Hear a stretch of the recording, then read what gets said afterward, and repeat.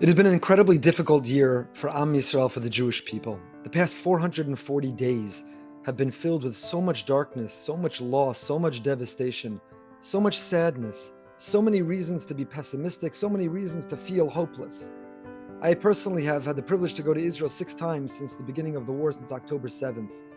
And on those visits, we saw such horrors, touring the south and seeing Be'eri, near Oz, communities in which there was so many loss of life, in which people are still missing, being held hostage, visiting injured soldiers, attending funerals and Shiva calls. There is so much horror, there is so much destruction, there is so much darkness. But what has inspired me most on those trips that I've taken is not the darkness, but the glimmers, the glimpses of light, the hope, the optimism, the positivity, the extraordinary people who in extraordinary circumstances went from being ordinary to remarkably impacting the Jewish world.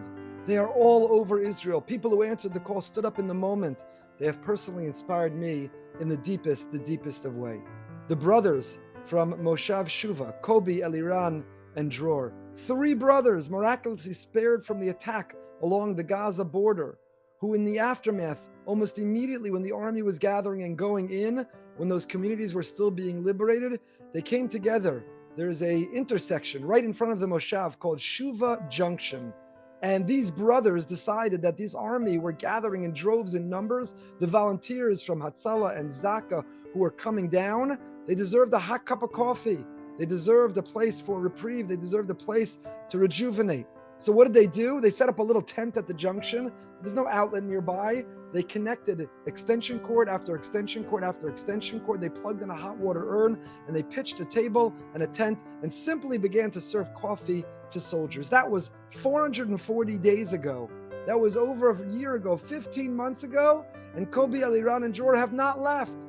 All these days later, they've only expanded. They built an entire structure there.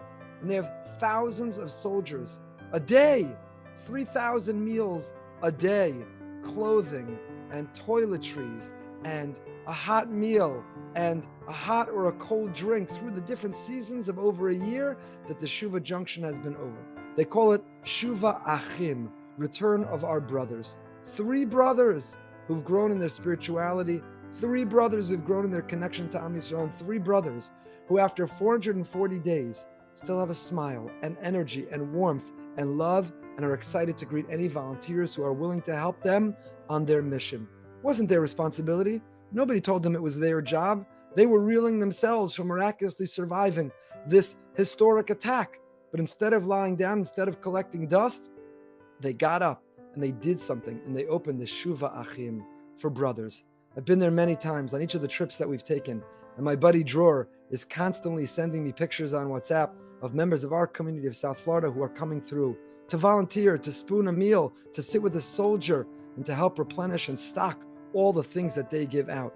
It's extraordinary what they're doing, not only from clean undergarments and deodorant, not only from hot meals and beverages, but tefillin, everything that a soldier could want. But they're not the only ones. It's these volunteers who, against the backdrop of the darkness of October 7th, have not stopped kindling lights. Their flames burn so bright. Volunteers, Mika Amcha Yisrael, the women of Gush Etzion who rotate baking special treats, stocking the Pina Chama, a clubhouse for soldiers who patrol their neighborhood. Maslul, in the community of Maslul, my friend Yaakov, who owns a makolet, who essentially hadn't seen his wife since October 7th because he opened up this place for soldiers to sleep, to rejuvenate, who come in the middle of the night when going in and out of Gaza, taking care of the needs of hundreds of soldiers a day.